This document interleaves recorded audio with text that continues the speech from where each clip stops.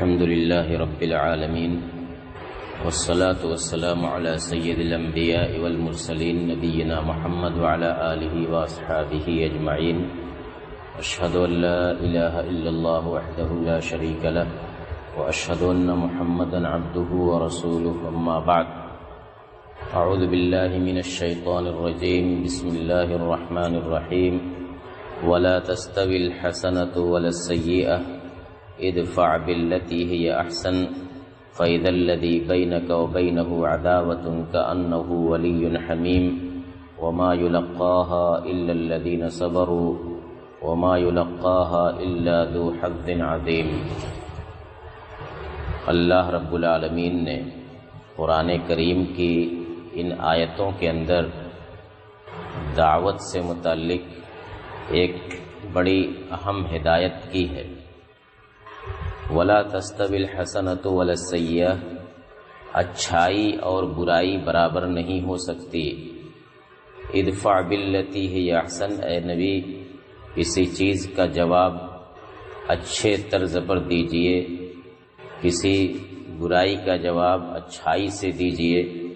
فَإِذَا الَّذِي بَيْنَكَ وَبَيْنَهُ عَدَاوَةٌ كَأَنَّهُ وَلِيٌّ حَمِيمٌ، تو اس کا نتیجہ یہ ہوگا کہ آپ کے اور جس شخص کے درمیان کوئی دشمنی ہے تو آپ دیکھیں گے کہ وہ آپ کا قریبی دوست بن گیا. وَمَا يُلَقَّاهَا إِلَّا الَّذِينَ صَبَرُوا، لیکن یہ توفیق انہی لوگوں کو ملتی ہے جو صبر کا جذبہ رکھتے ہیں. وَمَا يُلَقَّاهَا إِلَّا ذُو حَظٍّ عَظِيمٍ، اور یہ توفیق بڑے نصیب والوں کو ملتی ہے. دعوت اللہ کا کام، تبلیغ کا کام، ہدایت کا کام، امر بالمعروف اور نہی عن المنکر کا کام، اس کے اصول و ضوابط ہیں. اسی لیے یہ جو آیتیں آپ کے سامنے پڑھی گئی اس سے پہلی والی آیت میں دعوت کی بات ہی کہی گئی ہے کہ وَمَنْ أَحْسَنُ قَوْلًا مِّمَّنْ دَعَا إِلَى اللَّهِ وَعَمِلَ صَالِحًا وَقَالَ إِنَّنِي مِنَ الْمُسْلِمِينَ. پھر کہا کہ وَلَا تَسْتَوِي الْحَسَنَةُ وَلَا السَّيِّئَةُ، کہ دعوت اللہ کا کام کرنے والے سے بہتر کون ہو سکتا ہے. اور جو یہ کہے کہ میں اپنے مسلمانوں میں سے ہوں، دعوت کا کام کرے اور اپنے آپ کو مسلمان سمجھے اور کہے، تو اس سے بہتر کون ہو سکتا ہے. پھر دعوت کا ایک طریقہ بتلایا کہ اگر کوئی ہمارے ساتھ بدسلوکی کرتا ہے، گستاخی کرتا ہے، تو اس کی بدسلوکی کا جواب بدسلوکی سے نہیں دیا جائے گا، اس کی برائی کا جواب برائی سے نہیں دیا جائے گا، اینٹ کا جواب پتھر سے نہیں دیا جائے گا، گالی کا جواب گالی سے نہیں دیا جائے گا. بلکہ اگر کوئی ہمارے ساتھ بدسلوکی کرے تو ہم اس کے ساتھ بدسلوکی نہ کریں. یہ اس کا ظرف تھا، یہ اس کا مزاج، اس کی طبیعت ہے کہ وہ بدسلوکی کر رہا ہے. یہ ایک غلط چیز ہے. غلطی کا جواب غلطی سے نہیں دیا جائے گا کہ وہ غلطی کرے تو ہم بھی غلطی کریں. ہمیں صبر کی تلقین کی گئی، اس کو جھیل لے جائیں، بلکہ صرف جھیل نہ لے جائیں، اس کی غلطی کے جواب میں ہم اپنی طرف سے اچھائی پیش کریں، اس کے غصے کے جواب میں ہم صبر و تحمل کا مظاہرہ کریں، اس کی گستاخی کے جواب میں ہم اپنی طرف سے اچھائی کا سلوک کریں. نتیجہ کیا ہوگا کہ فَإِذَا الَّذِي بَيْنَكَ وَبَيْنَهُ عَدَاوَةٌ كَأَنَّهُ وَلِيٌّ حَمِيمٌ، دشمن دوست بن جائے گا، دشمن دوست بن جائے گا. یہ ایک ایسا نسخہ ہے دعوت کا کہ اس کے بغیر دعوت کا کام پھیل نہیں سکتا. اگر دشمن کو دوست بنانا ہے تو اچھے اخلاق اور حسن سلوک کا مظاہرہ کرنا ہوگا. اس کے لیے نہ لڑائی کرنی پڑے گی، نہ اس کے لیے بہت زیادہ مشقت اٹھانی پڑے گی. اچھے اخلاق، اچھے مزاج کے ذریعے ہم دوسرے کو اپنے سے قریب کر سکتے ہیں. یہ ایک ایسی چیز ہے، ایک شاعر کہتا ہے کہ احسن الی الناس تستعبد قلوبہم فطالما استعبد الانسان احسان، کہ لوگوں کے ساتھ اچھائی کا معاملہ کرو، تم ان کے دلوں کو اپنا غلام بنا لو گے. اس لیے کہ ہمیشہ احسان اور بھلائی یہ دلوں کو اسیر کرتی ہے، انسان کو قیدی بنا لیتی ہے، انسان آپ کا ہو جاتا ہے۔ لیکن ساتھ ہی ساتھ اللہ تعالیٰ نے یہ بھی کہا ہے کہ وَمَا يُلَقَّاهَا إِلَّا الَّذِينَ صَبَرُوا، یہ توفیق صبر والوں ہی کو ملتی ہے، یعنی یہ کوئی آسان کام نہیں ہے، یہ کوئی آسان کام نہیں ہے کہ سامنے والا آپ کو گالی دے اور آپ گالی سن کر کے مسکرا کر کے رہ جائیں، یا اس گالی سن کر کے بھی آپ اس کے ساتھ حسن سلوک کریں۔ یہ آسان کام نہیں، یہ آسان کام نہیں ہے کہ کوئی آپ کو تکلیف پہنچانے کے در پہ رہے اور آپ اس کے بدلے اس کو آرام پہنچانے کی کوشش کریں۔ یہ بڑے صبر و تحمل کا تقاضا کرتا ہے۔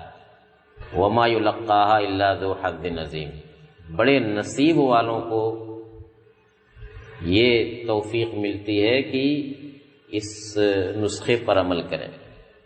اسی لیے اللہ تعالیٰ نے اپنے نبی کو مخاطب کر کے فرمایا تھا کہ فَبِمَا رَحْمَةٍ مِّنَ اللَّهِ لِنْتَ لَهُمْ وَلَوْ كُنْتَ فَظًّا غَلِيظَ الْقَلْبِ لَانفَضُّوا مِنْ حَوْلِكَ، کہ اے نبی یہ اللہ کی رحمت ہی ہے کہ آپ لوگوں کے لیے نرمی کا اظہار کرتے ہیں، آپ نرمی کا معاملہ کرتے ہیں۔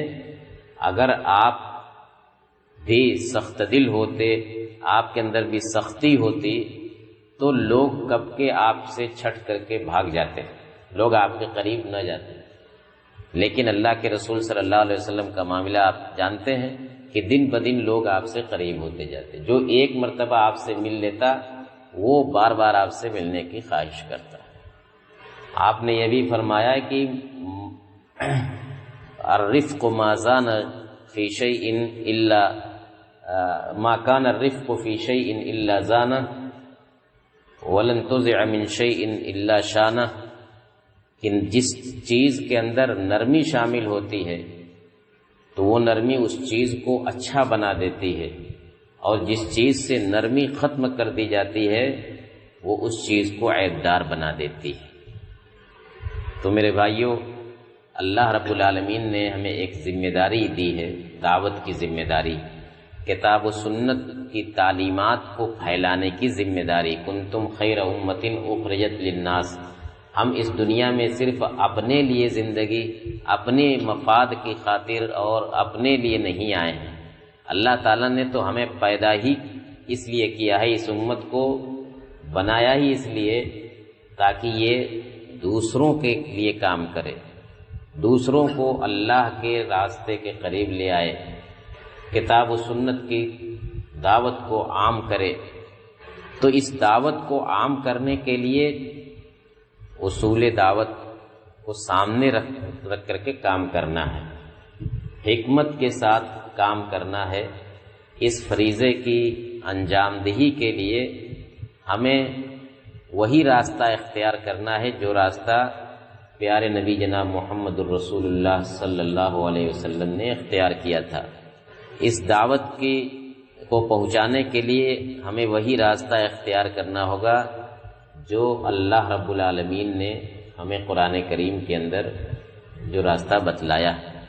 آپ غور کریں کہ فرعون سے زیادہ سخت اور بدسلوکی کرنے والا اور اسلام کا دشمن اور کون ہو سکتا ہے؟ لیکن اللہ تعالیٰ نے جب موسیٰ علیہ السلام اور ہارون علیہ السلام کو فرعون کے پاس بھیجا دعوت کے کام کے لیے تو کہا کہ فَقُولَا لَهُ قَوْلًا لَيِّنًا لَعَلَّهُ يَتَذَكَّرُ وَيَخْشَىٰ، فرعون کے پاس جائیں تو اس سے نرمی سے بات کریں، شاید کہ وہ نصیحت پکڑے اور اس کے دل کے اندر اللہ کا خوف پیدا ہو جائے۔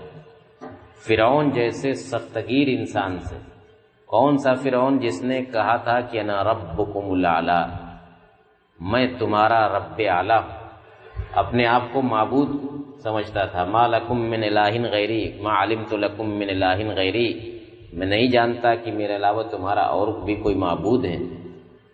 یعنی شرک کفر سے لے کر کے کون سی خرابی تھی جو اس کے اندر نہیں پائی جاتی تھی، کتنا ظلم کیا تھا اس نے بنی اسرائیل کے اوپر، لیکن اس کے پاس بھی اللہ تعالیٰ نے نبی کو بھیجا، اپنے نبی کو موسیٰ اور ہارون کو، تو کہا کہ نرمی سے بات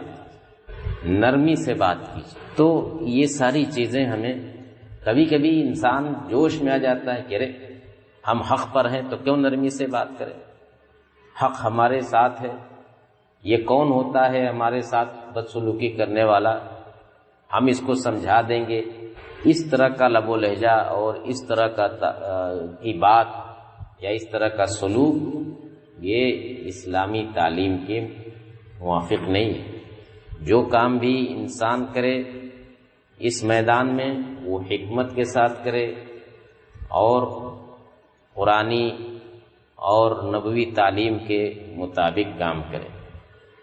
یہ ضروری ہے کہ ان ساری چیزوں کو ملحوظ رکھ کے ہم اللہ کا پیغام اس کے بندوں تک زیادہ سے زیادہ پہنچائیں۔ یہ ہم سب کی ذمہ داری ہے کہ کتاب و سنت کی جو روشنی ہمارے پاس ہے، اللہ تعالیٰ نے ہمیں جو صراط مستقیم کی توفیق دی ہے، تو اللہ کا شکر بھی ادا کریں اور اس روشنی کو دوسروں تک پہنچانے کی کوشش کریں۔ جو لوگ اس میدان میں لگے ہیں ان کا ساتھ دیں، ان کا تعاون کریں، ان کی حوصلہ افزائی کریں۔ ہماری ذات سے جو کچھ ہو سکتا ہے ہم خود بھی کریں اور دوسرے لوگوں کا اس سلسلے میں تعاون کریں، ان کا ساتھ دیں، ان کا دفاع کریں، ان کے شانہ بشانہ چلیں۔ اللہ رب العالمین ہمیں اپنی ذمہ داریوں کو نبھانے کی توفیق عطا فرمائے اور دعوت کے کام کو قرآن کی رہنمائی میں اور نبی اکرم صلی اللہ علیہ وسلم کی سیرت کی روشنی میں انجام دینے کی توفیق عطا فرمائے۔ اللہ تعالی ہمیں جب تک زندہ رکھے، دین پر، اسلام پر زندہ رکھے، اور جب خاتمہ ہو تو خاتمہ بالخیر ہو، ایمان پر ہمارا خاتمہ ہو۔ آمین۔ وآخر دعوانا ان الحمد للہ رب العالمین۔